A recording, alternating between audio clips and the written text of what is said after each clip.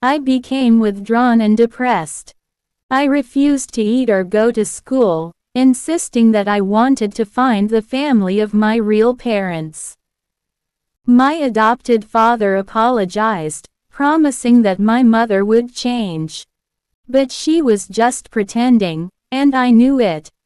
I started to bond with our neighbor, who became like a mother to me.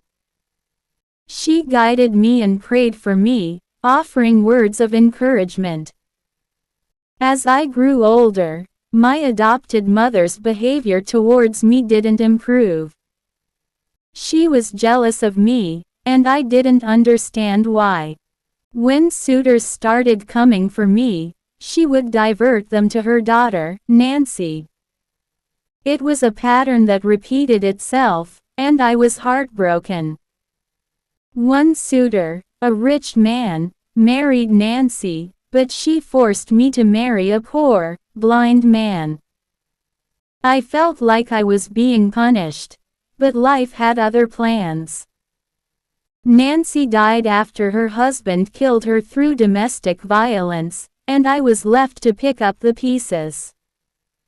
My husband, despite being blind, treated me like a queen. He loved me unconditionally, and I found happiness in our marriage. As my husband's wealth grew, so did our family.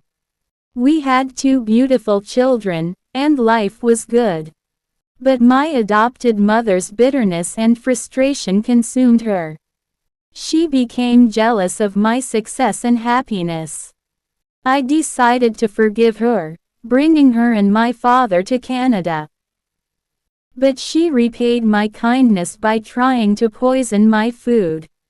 My husband was devastated when he found out.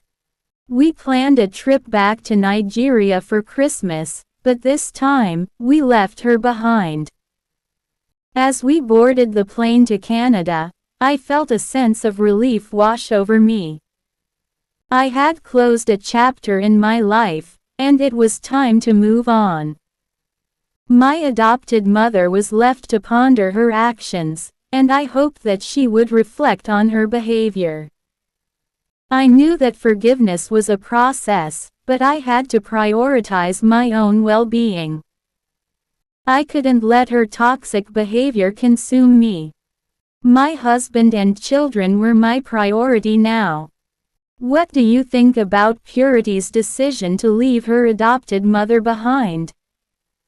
Your advice is needed at the comment section.